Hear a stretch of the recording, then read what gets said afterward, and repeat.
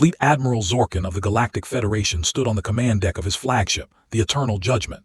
His 4 eyes scanned the tactical display before him, and his mandibles clicked with satisfaction. 300 warships waited at his command. Each one was a masterpiece of Federation engineering. They had conquered 47 species across the galaxy. Today, they would add the 48th. The humans had refused to surrender. They had rejected every offer of peaceful integration. Now they would learn what happened to species that defied the Federation. "Admiral," said his tactical officer, a reptilian Kesari named Veth. "The human fleet has emerged from behind their moon. They are taking defensive positions around their planet." Zorkin looked at the display and laughed. The sound was harsh and clicking. "How many ships do they have?" 42, Admiral. Their largest vessel is barely half the size of our smallest cruiser." 42 ships against 300. Zorkin's upper arms crossed over his chest in a gesture of contempt. "They are either brave or stupid, perhaps both." The Federation had watched humanity for 50 years. They had waited for this young species to develop faster than light travel. They had waited for them to establish their first colony on Mars. Then they had made contact. The Federation offered what it always offered: join us peacefully or be conquered. Most species chose peace. They saw the size of the Federation fleet and they understood.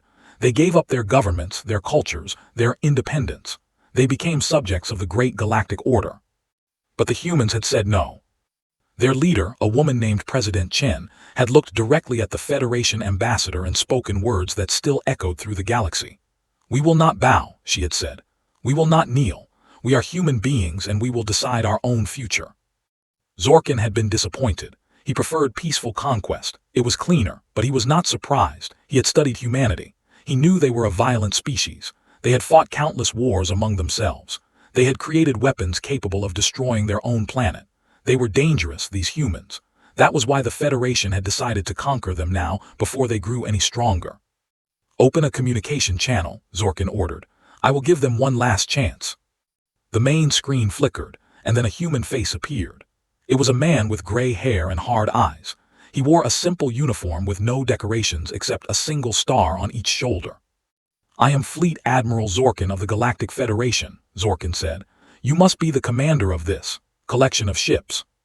"Admiral James Morrison, United Earth Defense Force," the human replied.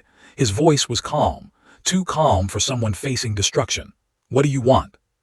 "I want to offer you a final opportunity to surrender. Your species can still be integrated peacefully. Your people can live under Federation rule. All you must do is power down your weapons and submit." Morrison looked at him for a long moment. Then he smiled. It was a strange expression, Zorkin thought. There was no fear in it, no desperation, only something that looked almost like amusement. "Admiral Zorkin," Morrison said, "I appreciate the offer, I really do, but I'm afraid I have to decline. You cannot win this battle. You have 42 ships, I have 300. Your weapons cannot penetrate our shields. Your hulls cannot withstand our plasma cannons. You will be destroyed in minutes." "Maybe," Morrison said. "Maybe not, I guess we'll find out." Zorkin's mandibles clicked in frustration. "You are condemning your species to death." "No," Morrison said. "I'm giving them a chance to live, a real life, not as slaves but as free people." He paused. "Besides, you're assuming you're going to win. That's a big assumption." "It is not an assumption. It is a mathematical certainty." Morrison shrugged. "Math isn't everything, Admiral. Sometimes the numbers don't tell the whole story." "Then enlighten me. What am I missing?" Morrison's smile widened. "You'll see. Good luck, Admiral. You're going to need it." The screen went dark. Zorkin stared at the blank display for a moment, then turned to his officers. "That man is either insane or he knows something we don't. Increase our scanner range. Look for any hidden ships, any traps, anything unusual." Veth's claws danced across his console. "Scanning now, Admiral. I detect no additional vessels, no weapons platforms, no minefields, just the 42 ships in defensive formation." "Their formation is strange," said another officer, a Florian named Keela. Her 3 eyes narrowed as she studied the tactical display. "They are not protecting their planet. They are positioned between us and their moon." "The moon?" Zorkin walked closer to the display. "What is special about their moon?" "Unknown. It appears to be a natural satellite, some surface installations, nothing significant."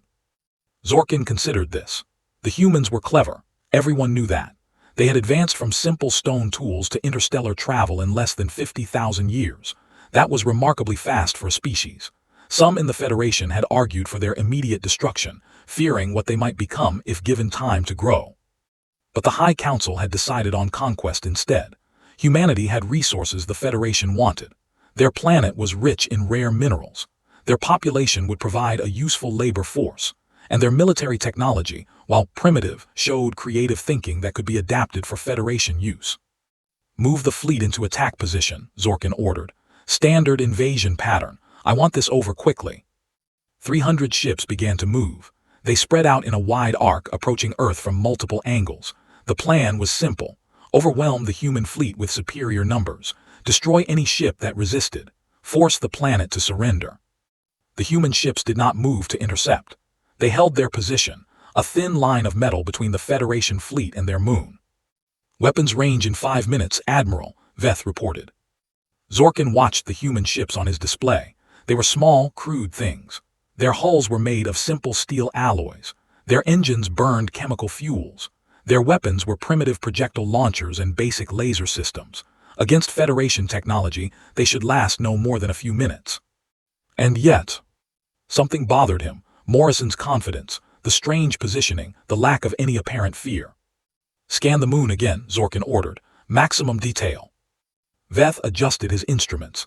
I am detecting some unusual energy readings from the lunar surface. They are very faint. I cannot determine their source. Could they be weapons? Unknown. The energy signature does not match any weapon type in our database. Zorkin's mandibles clicked nervously. This was not how a desperate species should behave. When the Federation arrived at a new world, the native population usually panicked. They scrambled to mount a defense. They sent frantic messages begging for mercy. They did not sit calmly and smile at their conquerors. Weapons range in 2 minutes, Veth announced.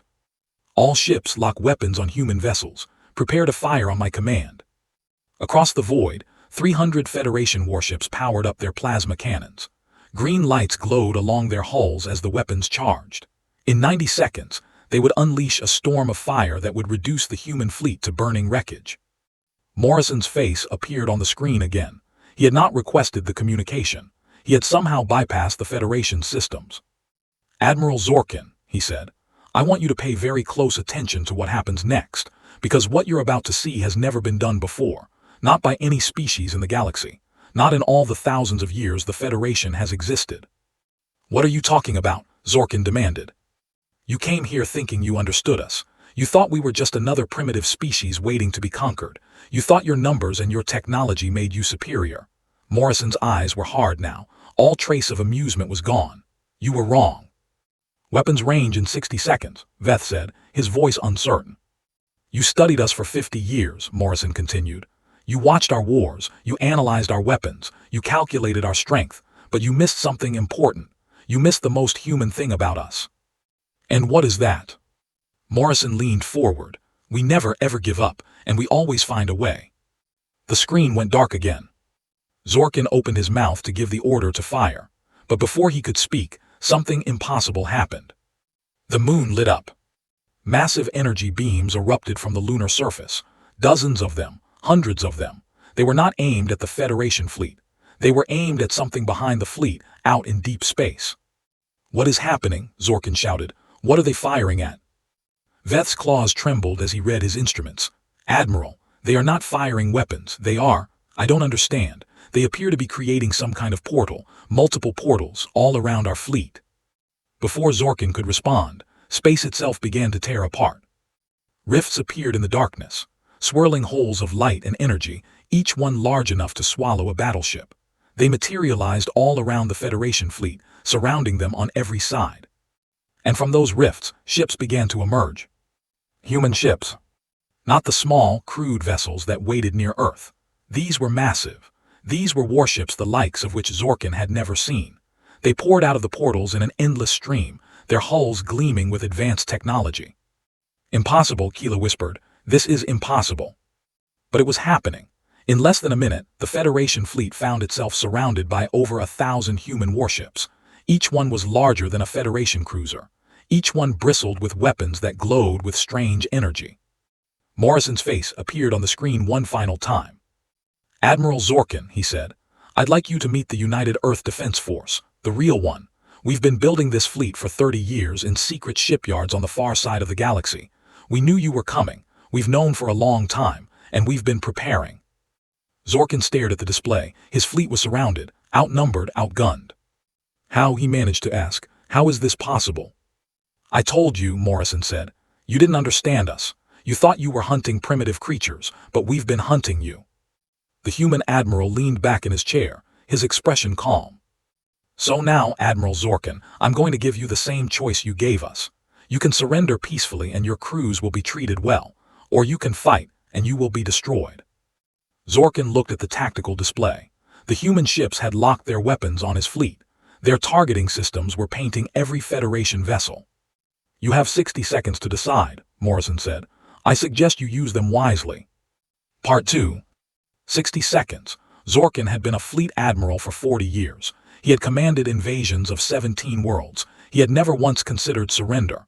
The very word was foreign to his species. The Korathi did not yield. They conquered or they died. But as he stared at the tactical display, he knew that dying here would serve no purpose. His fleet was completely surrounded.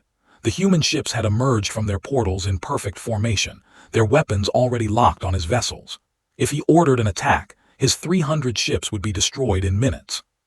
And then what? The humans would be angry. They would come for the Federation. They would use those strange portal devices to strike at any world at any time. No one would be safe.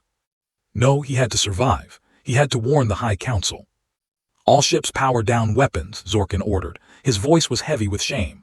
We surrender. The bridge fell silent. His officers stared at him with wide eyes. In 2,000 years of Federation history, no admiral had ever spoken those words. Admiral Morrison, Zorkin said, forcing the words out. I accept your terms. My fleet surrenders. Morrison nodded. There was no triumph in his eyes, no gloating, just the calm satisfaction of a plan executed perfectly. A wise decision, Admiral. Your crews will be taken prisoner, but they will not be harmed. You have my word. The communication ended. Over the next several hours, Zorkin watched as human ships moved among his fleet. They took possession of each vessel, escorting the crews to transport ships. Federation weapons and technology were confiscated. 300 of the galaxy's most powerful warships were now in human hands. When it was his turn to be taken into custody, Zorkin walked with his head held high. He was a prisoner, but he was still Korathi. He would not show weakness. A human officer met him in the docking bay. She was young, with dark skin and intelligent eyes. She wore the same simple uniform as Morrison, with a single bar on her shoulders. Admiral Zorkin, she said, I'm Lieutenant Commander Maya Jackson. I'll be escorting you to the detention facility on the moon. The moon, Zorkin repeated, where you hid your weapons. They weren't weapons exactly. They were portal generators. We call them pathway emitters. How does such technology exist? No species in the galaxy has mastered portal travel. Jackson smiled slightly. That's not entirely true, Admiral. We did. She led him through the human ship. It was surprisingly clean and well organized. The crew members they passed nodded respectfully to Jackson, but showed no hostility toward him. A few even looked curious, studying him with obvious interest. They reached a shuttle bay where a small transport waited. As they boarded, Zorkin noticed something strange. The interior of the shuttle was comfortable. There were soft seats, ambient lighting, even what appeared to be a small food preparation area. This is a prison transport, he asked. No, it's a VIP shuttle. Admiral Morrison wanted to make sure you were treated with appropriate respect. Respect, Zorkin's mandibles clicked with confusion. I came here to conquer your planet, to enslave your people. Yes, you did, but you also surrendered when you could have fought. You saved the lives of thousands of your crew members, and now you're going to help us. Help you? I will never help your species. Jackson sat across from him as the shuttle lifted off. Admiral, may I be frank with you? Speaker. The Federation has existed for 2,000 years. In that time, you've conquered 47 species. You've built the largest military force in the galaxy. You believe you're unbeatable. She paused. But today, in less than an hour, we defeated you. We took your entire fleet. We did it without losing a single ship. Zorkin said nothing. He had no response. Now you can look at what happened today and see it as a humiliation. You can nurse your anger and plan revenge. A lot of leaders would do that. Jackson leaned forward. Or you can recognize that something has changed. The galaxy isn't what it used to be. The old rules don't apply anymore. And if you're smart, really smart, you'll want to be on the winning side. You want me to betray the Federation. I want you to think about the future, about what's best for your people. The Federation is going to fall, Admiral, maybe not this year, maybe not in 10 years, but eventually it's going to collapse. When that happens, do you want your species to go down with it, or do you want them to survive? The shuttle descended toward the lunar surface. Through the viewport, Zorkin could see massive installations spread across the gray landscape, huge structures that hummed with energy, the pathway emitters. How long have you had this technology? He asked. We started developing it about 40 years ago. The theory came from one of our physicists, Dr. Sarah Chen. She realized that if we could create stable wormholes, we could move objects instantly across any distance. The Federation scientists have studied portal theory for centuries. They concluded it was impossible. No offense, Admiral, but Federation scientists are not very creative. They're good at improving existing technology, but they rarely come up with anything truly new. Jackson smiled. That's where humans are different. We're really, really good at thinking of things no one else has thought of. The shuttle landed, and Jackson led him into the lunar facility. It was a strange place, neither a prison nor a military base. It looked more like a research center. Humans in white coats walked the corridors, carrying tablets and discussing complex equations. This is where we developed the pathway technology, Jackson explained. We kept it hidden from your sensors for 30 years. We built the ships in secret, trained the crews in simulation, and waited. Waited for what? For you to attack. We knew it was coming, we just didn't know exactly when. They reached a large room with a window looking out over the lunar surface. Earth hung in the sky, a blue and green marble against the darkness. Zorkin had to admit it was beautiful. Admiral Morrison was waiting for them. He stood by the window, hands clasped behind his back. When he saw Zorkin, he turned and nodded. Admiral, thank you for joining me. I had little choice in the matter. Fair point, Morrison gestured to a chair. Please sit, we have much to discuss. Zorkin sat. Morrison took a seat across from him, while Jackson stood by the door. You're probably wondering why we haven't simply destroyed the Federation already, Morrison said. We have the technology, we have the ships, we could strike at your core worlds tomorrow. The thought had occurred to me. We haven't done it because that's not who we are. Humans have a complicated history with war. We've fought many of them. We've killed millions of our own kind, but we've also learned from those mistakes. Morrison's eyes were sad. We don't want to conquer the galaxy. We don't want to rule other species. We just want to be free. Then why build such a large fleet? Because we knew you wouldn't leave us alone. The Federation doesn't tolerate independent species. You see them as threats, as potential rivals. Morrison shook his head. So we had to be strong, strong enough to make you think twice, strong enough to defend ourselves. You are more than strong enough, Zorkin admitted. Your pathway technology changes everything. You can strike anywhere at any time. No defense can stop you. Exactly, and that's why I wanted to talk to you. Morrison leaned forward. Admiral, I'm going to make you an offer. It's going to sound crazy, but I want you to hear me out. I'm listening. I want you to go back to the Federation. I want you to tell the High Council what happened here. I want you to explain, in detail, what our technology can do. And then I want you to deliver a message from me. Zorkin's eyes widened. You would release me. Yes, on one condition. What condition? Morrison reached into his pocket and pulled out a small device. It was circular, about the size of Zorkin's palm, with strange symbols etched into its surface. This is a communication device. It uses the same technology as our pathways. It can send and receive messages instantly across any distance. I want you to keep it, and I want you to use it to talk to me whenever you want. Why would you give such a thing to an enemy? Because I don't want you to be an enemy. Morrison placed the device on the table between them. I want you to be an ambassador, a bridge between our peoples. I want you to help us find a way to end this conflict without more bloodshed. Zorkin stared at the device. His mind raced with possibilities. If he returned to the Federation with this technology, the scientists could study it. They could learn how it worked. They could develop countermeasures. But Morrison seemed to read his thoughts. Go ahead and let your scientists examine it. They won't learn anything useful. The technology is too advanced. It would take them centuries to understand even the basic principles. You seem very confident. I am, and here's why. Morrison stood and walked to the window.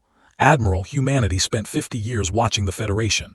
We studied your technology. We analyzed your tactics. We learned everything we could about your strengths and weaknesses. and then we developed strategies to counter every single one. He turned back to face Zorkin. What happened today wasn't luck. It wasn't a trick. It was the result of 5 decades of careful planning. We knew exactly what you would do, and we prepared exactly the right response. We called it the checkmate protocol. Checkmate. It's a term from one of our games. It means the opponent has no possible move that can prevent defeat. You named your strategy after a game. Morrison smiled. Humans love games, Admiral. We play them all the time. Strategy games, war games, games of logic and chance. And over thousands of years we've gotten very good at them.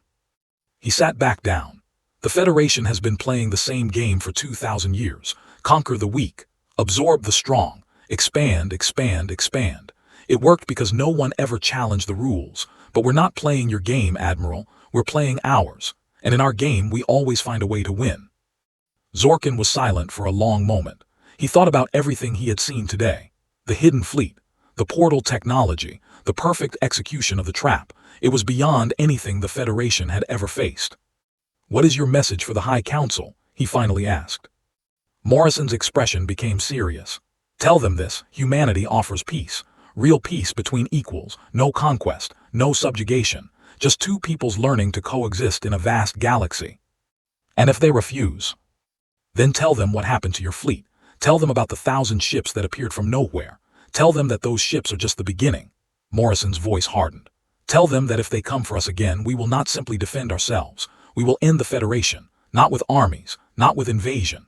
We will use our pathways to destroy every military installation, every weapon factory, every warship in the galaxy. We will do it in a single day. And when it's over, there will be nothing left of the Federation's power. He paused. But that's not what we want. What we want is peace. What we want is a chance to share this galaxy together. The choice is theirs. Zorkin picked up the communication device. It felt strange in his claws, light but heavy with significance. I will deliver your message, he said. Morrison nodded. Thank you, Admiral. I hope we can talk again soon. He gestured to Jackson, who stepped forward. Lieutenant Commander, please escort Admiral Zorkin to his ship. Make sure he has everything he needs for the journey home. As Zorkin left the room, he looked back one last time at Admiral Morrison. The human stood by the window, silhouetted against the blue earth. Zorkin had come to this system to conquer a primitive species. He was leaving as a messenger of peace, carrying technology beyond his understanding and words that would shake the galaxy to its core. Everything had changed. Part 3. The journey back to Federation space took 11 days. Zorkin spent most of that time alone in his quarters, thinking. The humans had given him a small transport ship, just enough to carry him and a skeleton crew. His officers watched him with uncertain eyes, unsure how to treat an admiral who had surrendered. He did not blame them. He was unsure himself. The communication device sat on his desk, untouched. Every few hours he would look at it, wondering if Morrison would contact him, but the device remained silent. On the 5th day, Zorkin finally picked it up. He turned it over in his claws, examining the strange symbols etched into its surface. The humans called them letters. They used them to represent sounds which combined to form words. It was a simple system, he thought. Efficient. He pressed the center of the device, and it hummed to life. A holographic display appeared above it, showing a simple interface. There was only one option, a button labeled Connect. Zorkin hesitated, then he pressed it. Morrison's face appeared almost instantly, as if he had been waiting. Admiral Zorkin, I was hoping you would call. How did you know I would? I didn't, but I hoped. Morrison was sitting in what appeared to be his office. Behind him, Zorkin could see books, actual physical books made of paper. The sight was oddly fascinating. How are you finding the journey? Uneventful, my crew is, confused. I can imagine. It's not every day their admiral surrenders to a supposedly inferior species. You are not inferior. The admission cost Zorkin something, but it was true. Your technology is beyond anything we have encountered. Your strategy was flawless. You are a very dangerous people. We prefer to think of ourselves as determined. Morrison smiled slightly. Admiral, may I ask you something personal? You may ask, I may not answer. Fair enough. Morrison leaned forward. When you first arrived in our system, what did you think would happen? What was your expectation? Zorkin considered the question. I expected to give you the standard offer, surrender or be destroyed. I expected you to surrender. Most species do when they see the size of our fleet. And when we refused? I expected a brief battle, A few hours at most. Your ships would be destroyed, your planet would be occupied, and your population would be integrated into the Federation. Zorkin's mandibles clicked softly. I expected victory. But that's not what happened. No, instead I saw something impossible. I saw your moon become a weapon. I saw portals tear open the fabric of space. I saw a fleet of 1,000 ships appear from nowhere. Zorkin paused. I saw the end of everything I believed about the universe. Morrison nodded slowly. That must have been difficult. It was educational. Admiral, let me tell you something about humans. Morrison stood and walked to his bookshelf. He pulled out a thick volume and held it up. This is a book about our history. It covers the last 10,000 years. Wars, plagues, disasters, triumphs. Everything our species has experienced. Why are you showing me this? Because I want you to understand something. Humans have faced extinction dozens of times. Ice ages, volcanic eruptions, asteroid impacts, diseases that killed half our population, wars that threatened to destroy us completely. He set the book down. Every single time we survived. Not because we were the strongest or the fastest or the smartest. We survived because we refused to give up. That is admirable. It's more than that, it's who we are. Morrison sat back down. When the Federation made contact with us 50 years ago, we knew what was coming. We had seen what happened to other species. We knew you would eventually try to conquer us, so we started planning. The pathway technology. That was part of it, but the technology was just a tool. The real weapon was our strategy. We studied every invasion the Federation had ever conducted. We analyzed every battle, every tactic, every mistake. And then we designed a response that you couldn't defeat. The checkmate protocol. Yes, we called it that because in the game of chess, checkmate is the moment when victory becomes inevitable. The opponent has no possible move that can save them. That's what we created. A situation where no matter what you did, you would lose. Zorkin was silent for a moment. You could have destroyed us. You could have used your portals to attack our homeworlds without warning. We could have. Why didn't you? Morrison's expression softened. Because that's not who we want to be. We've seen what happens to species that choose the path of conquest. They become monsters. They lose everything that makes them worth preserving. We refuse to let that happen to us. But you would have done it. If we had refused to surrender, you would have destroyed the Federation. Yes, if there was no other choice, we would have done what was necessary, but it would have broken something inside us, something important. Morrison shook his head. That's why I asked you to deliver the message of peace, because we genuinely want peace. We want to find a better way. Zorkin thought about this. In the Federation, there was no concept of mercy. You were either a conqueror or a subject. There was no middle ground. But the humans seemed to believe in something different. They had overwhelming power, yet they chose restraint. They could have annihilated the Federation fleet, yet they accepted surrender instead. It was strange, confusing. Admirable. I will deliver your message, Zorkin said. I will tell the High Council everything you have said. Thank you, that's all I ask. The communication ended, and Zorkin sat in silence for a long time. 6 days later, his ship entered the core of Federation space. The throne world of Cora Prime hung before him, a massive planet covered in gleaming cities. It had been the seat of Federation power for 2 millennia. As his ship approached, he was contacted by orbital control. Transport vessel, identify yourself and state your business. This is Fleet Admiral Zorkin, returning from the Earth campaign. I request immediate audience with the High Council. There was a long pause, then a different voice came on the channel, deeper, more authoritative. Admiral Zorkin, this is High Lord Vaxran. We received reports of your defeat 3 days ago. Please explain what happened. I will explain everything, High Lord, but I must do so in person. The situation is more complex than any report can convey. Another pause. Very well. You will land at the Council Spire and be escorted to the Chamber of Judgment. This is most irregular, Admiral. I hope you have a very good explanation. I do, High Lord. The best explanation I have ever given. The Chamber of Judgment was a massive hall in the center of the Council Spire. Its walls were lined with the banners of conquered species, a reminder of Federation power. In the center of the room sat the High Council, 12 beings representing the ruling species of the Galactic Order. Zorkin walked into the chamber with his head held high. He was escorted by armed guards, but he barely noticed them. His attention was focused on the 12 figures before him. High Lord Vaxran sat in the center chair. He was ancient, even by Korathi standards, with gray scales and milky eyes. but his mind was sharp and his authority was absolute. "Admiral Zorkin," Vaxrin said, "you were given command of 300 warships. You were sent to conquer a primitive species on a remote planet. You returned with nothing but a small transport and a handful of officers. Explain yourself." Zorkin took a deep breath. "High Lord, I will explain everything, but I must warn you, what I am about to tell you will challenge everything the Federation believes about its place in the galaxy." "We are listening." Zorkin began his story. He described the initial approach to Earth, the humans' refusal to surrender, the strange positioning of their fleet. He described the moment when the moon lit up with energy, when the portals opened, when 1,000 warships appeared from nowhere. The council listened in silence. Their expressions shifted from skepticism to confusion to something that might have been fear. When Zorkin finished, Vaxrin leaned forward. "You are saying that these humans possess technology that allows them to create stable wormholes, to move ships instantly across any distance?" "Yes, High Lord. And they have been developing this technology in secret for 30 years, building a fleet of over 1,000 advanced warships without our knowledge." "Yes, High Lord. And they chose to reveal themselves now, at the moment of our attack, in a display of overwhelming force." "Yes, High Lord."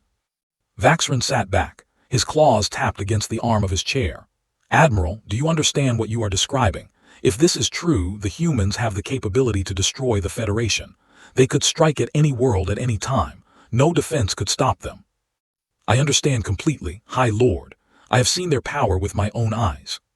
"Then why are we still alive? Why didn't they destroy you? Why didn't they use their portals to attack our homeworlds?" Zorkin reached into his pouch and pulled out the communication device.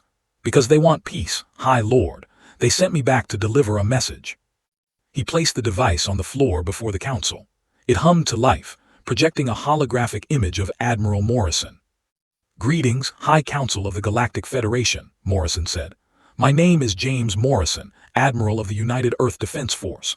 I hope this message finds you well." The council members stared at the image, with a mixture of fascination and hostility. "By now, Admiral Zorkin has told you what happened in our solar system. He has described our technology and our capabilities. I want to assure you that his report is accurate. We do possess the ability to strike anywhere in the galaxy at any time. We have the power to end the Federation if we choose to do so."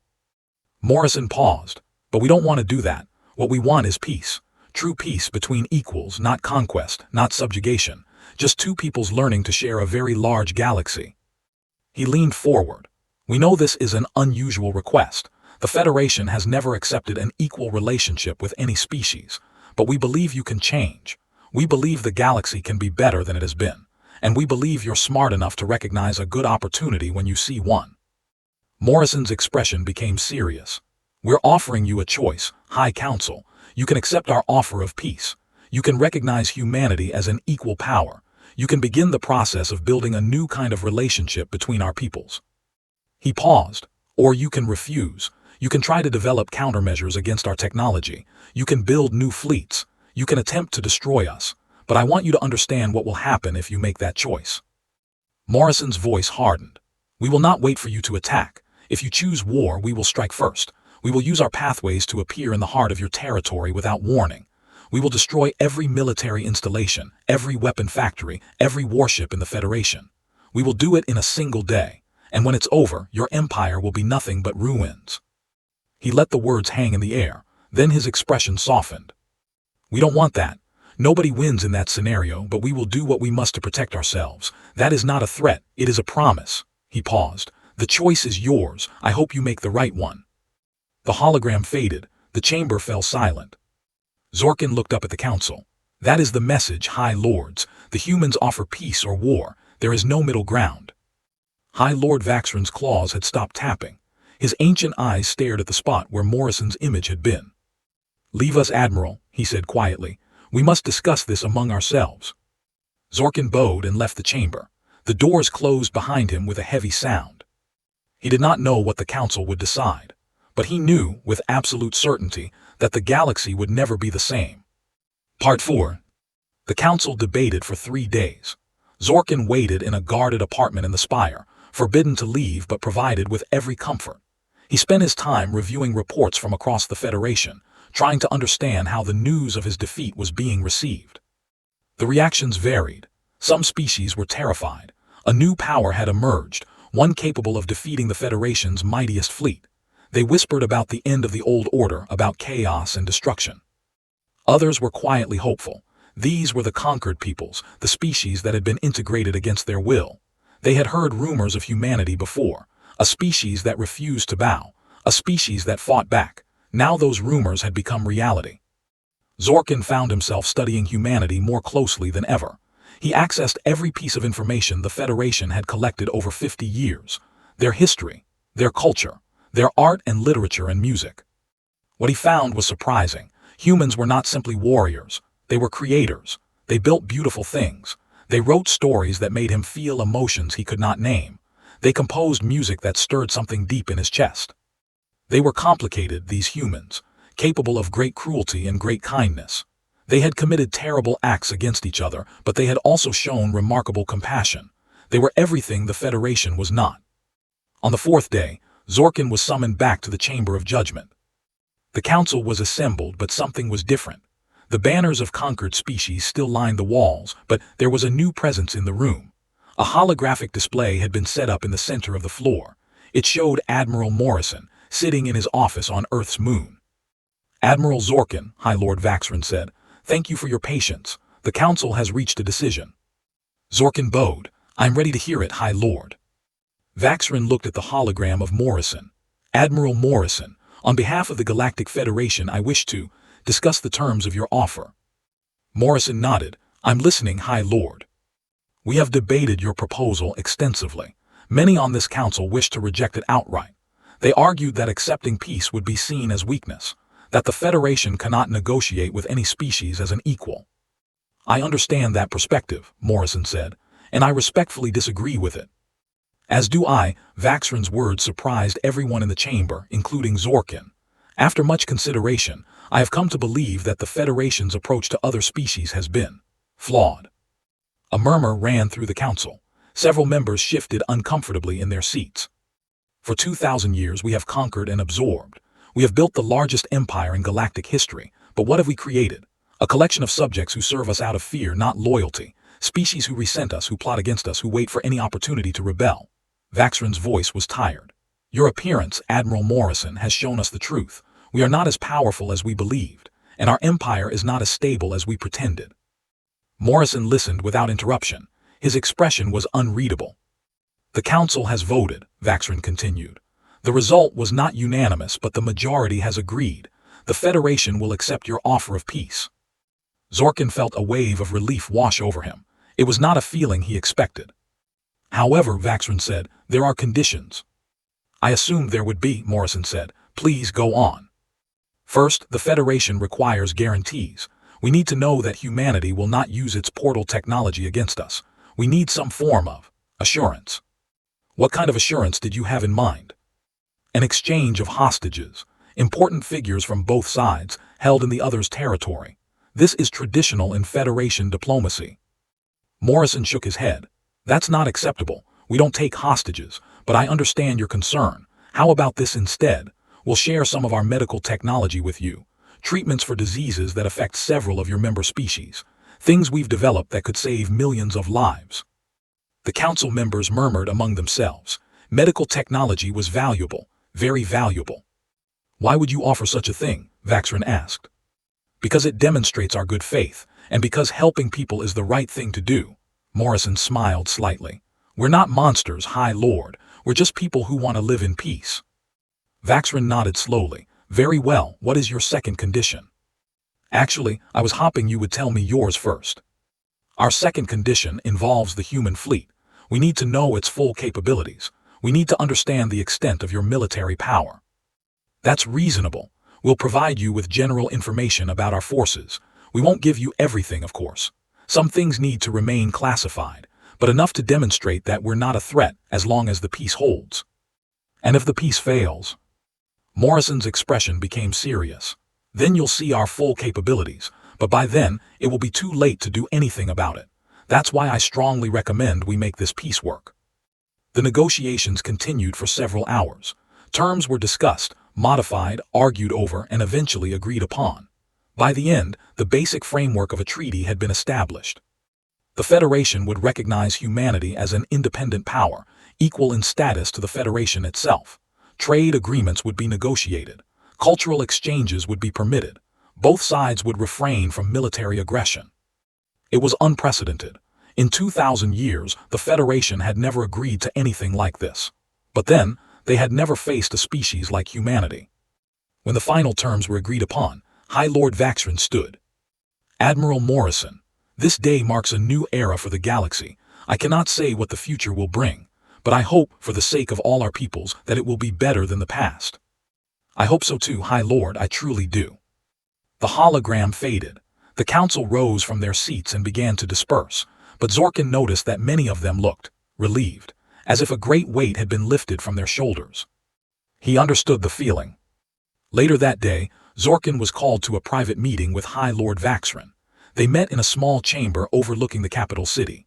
The ancient Korathi stood by the window, watching the sun set over the gleaming towers. "You did well, Admiral," Vaxrin said without turning around. "You brought us valuable intelligence. You delivered the human message, and you helped us see the truth of our situation." "I simply did what was necessary, High Lord." "You did more than that." Vaxrin turned to face him.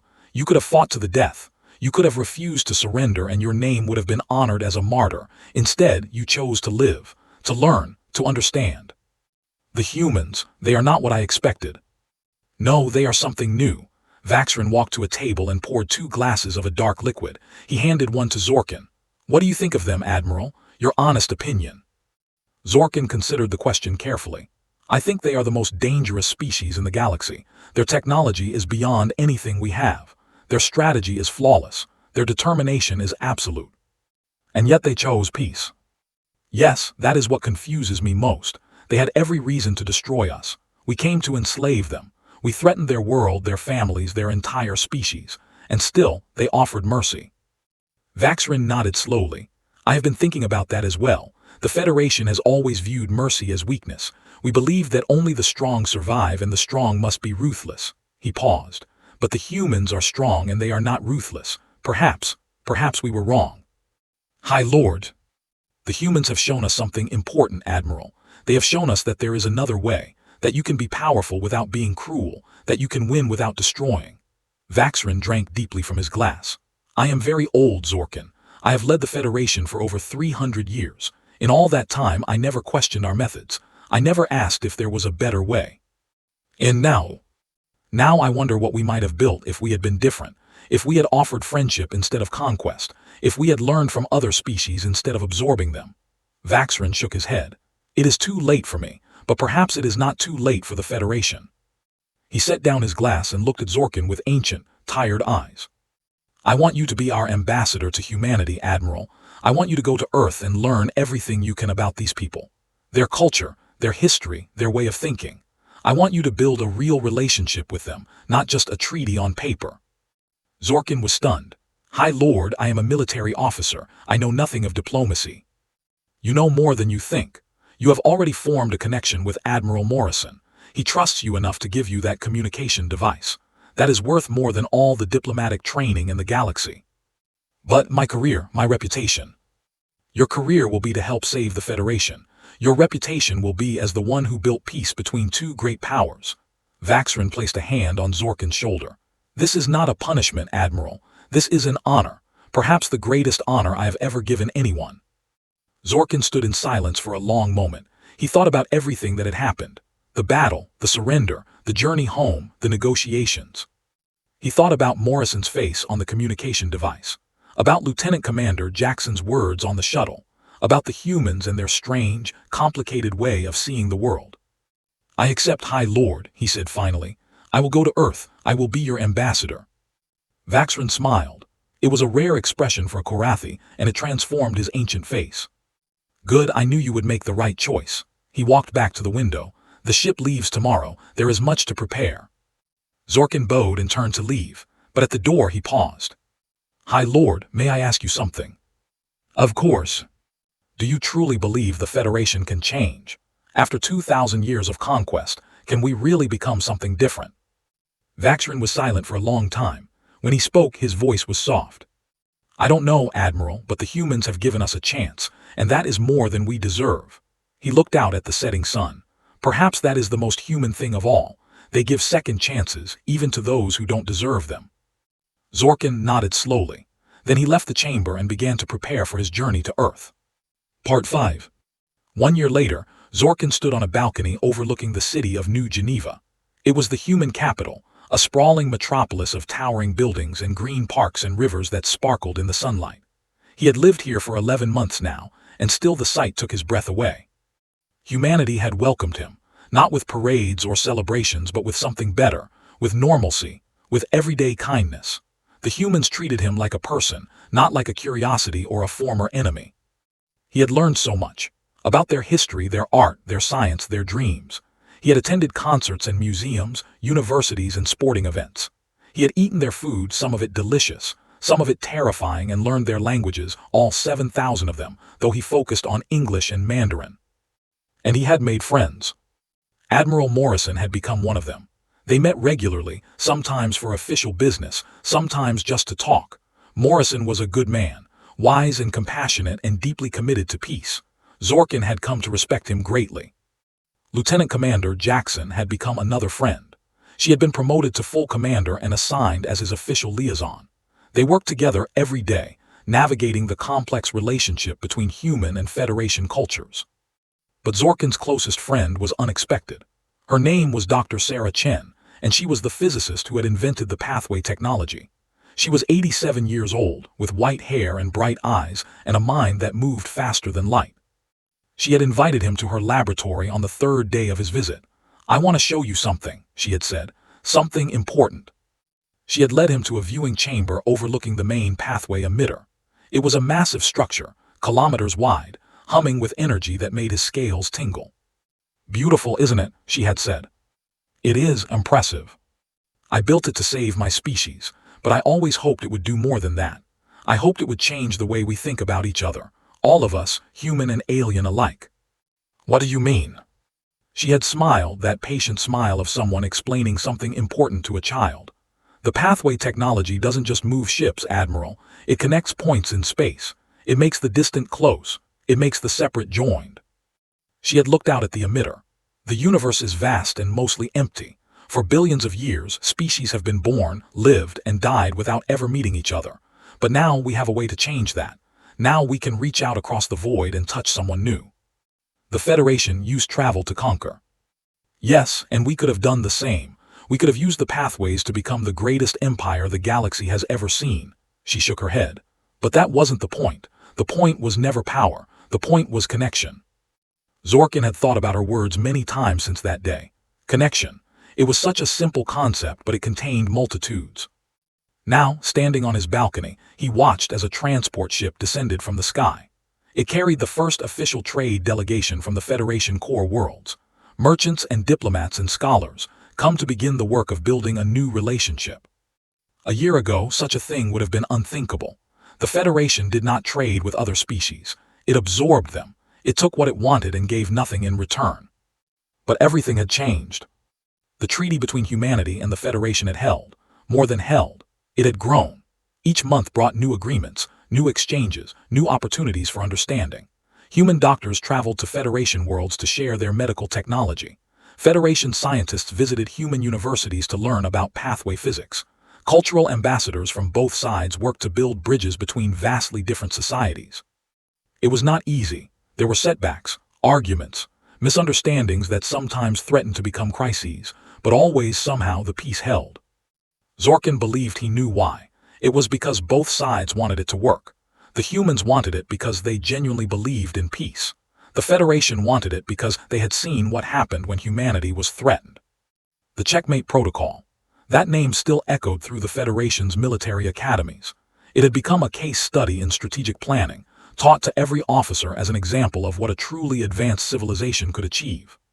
But more than that, it had become a symbol, a reminder that power alone was not enough, that winning was not the same as being right, that the strongest weapon was not a fleet of warships but an idea.